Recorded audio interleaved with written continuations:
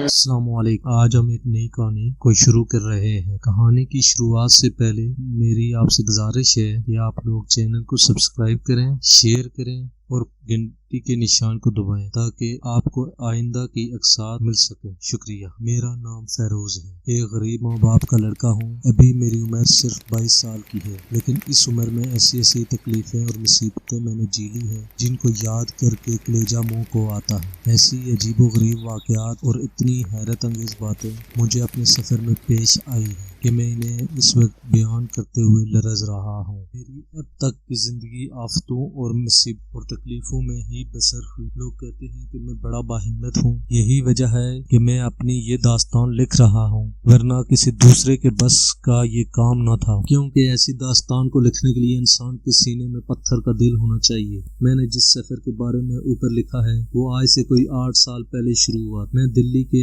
एक होटल में बेरा था।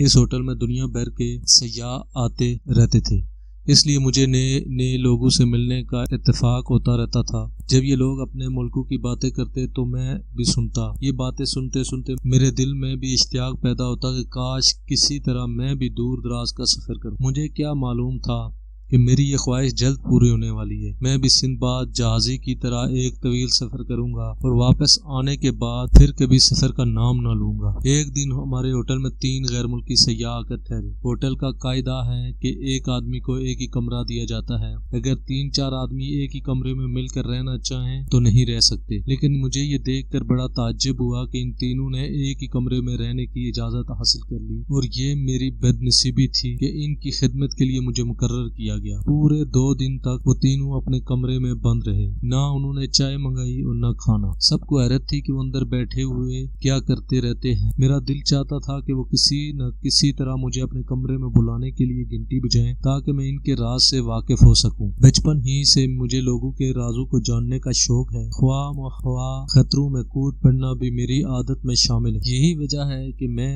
इन पुरअसरार आदमियों से जल्द मिलना चाहता था। मैं कमरे में बैठा हुआ ये सोच ही रहा था कि अचानक घंटी बजी। मैंने दीवार पर लगे हुए बोर्ड की तरफ देखा। कमरा नंबर 5 का बल्ब रोशन था। खुशी के मारे मैं उछल पड़ा क्योंकि वो तीनों आदमी इसी कमरे में ठहरे हुए थे। मैंने जल्दी लिबास ठीक किया, टोपी ओढ़ी और तकरीबन भागता हुआ इनके कमरे के करीब पहुंचा। दस्तक देने पर अंदर से आवाज आई, आ जाओ। मैंने दरवाजा खोला और फिर अदब से इनके सामने जा खड़ा हुआ। इनमें से किसी ने मेरी तरफ कोई तवज्जो ना की। जो सबसे बड़ा था, इसने एक सफेद कागज को इतिहास से लपेटते हुए अपने साथियों से कहा, आखिरकार ये काम तो हो गया, नक्शा अब तैयार है। इसके ये कहते ही मैं समझ गया कि वो किस किस्म का नक्शा तैयार कर रहे थे, क्योंकि मुड़े हुए कागज की एक हल्की सी झलक मैंने देख ली थी। रंग बिरंगी पेंसिलों से बनाई गई लकीरों से ये राज जाहिर होता था कि वो किसी पोशीदा जगह का नक्शा है। मेरे इस ख्याल की तस्दीक इन तीनों की शक्लें देखकर भी हो जाती थी। इनके चेहरे उतरे हुए थे, दाढ़ियां बढ़ी हुई थी और आंखें मुतवातर जागने के बायस सुर्ख थी। वो बार जमाइयां ले रहे थे।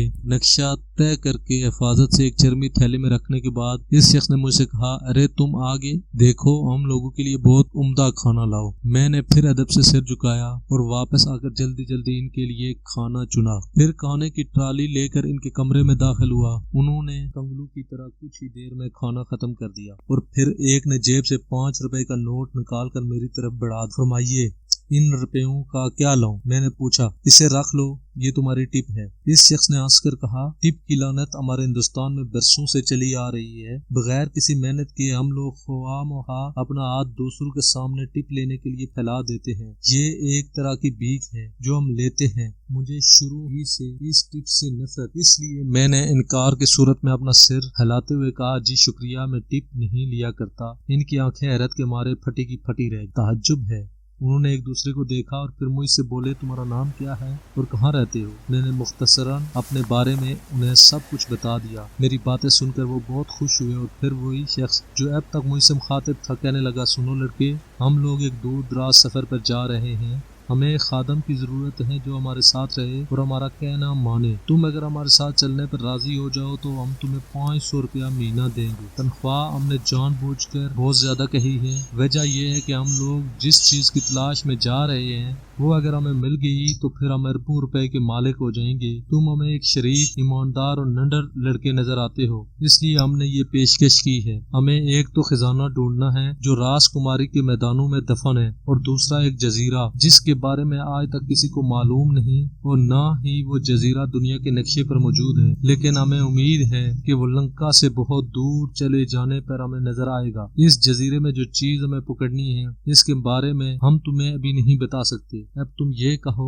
कि क्या तुम हमारे साथ चलने पर रजामंद हो? अगर नहीं तो फिर हम तुमसे ये कह देते हैं कि हमारी इन बातों का किसी को भी पता नहीं चलना चाहिए। अगर ऐसा हुआ तो फिर माफ करना, फिर तुम्हारी खैर। ये कहकर इसने पाइप सुलगाया, 2-3 लंबे लंबे कश लिए और फिर मुझसे कहने लगा, हाँ अब जवाब दो। उम्मीद है तुमने इतने अरसे में हर बात सोच ली होगी। सोचना तो खैर क्या था, मुझे तो खुद ही ऐसे वाकयात में हिस्सा लेने का बेहद शौक था। बगैर सोचे समझे मैंने हाँ कर दी। ये जवाब पाकर वो शख्स बहुत खुश हुआ और मेरे करीब आकर मेरी कमर थपथपाते हुए बोला, शाबाश, बहादुर लोग इसी तरह जल्दी से फैसला कर लेते हैं। मैं तुमसे बहुत खुश हूँ। तुम्हारे 1 महीने की तनख्वाह पेशगी मैं तुम्हें अभी दे देता हूँ। कल हम लोग यहाँ से रवाना हो जाएंगे, लेकिन खबरदार किसी को अपनी रवानगी के बारे में कुछ न बताना। तुम्हारी आंखें खुली रहनी चाहिए लेकिन जुबान बंद, समझ के?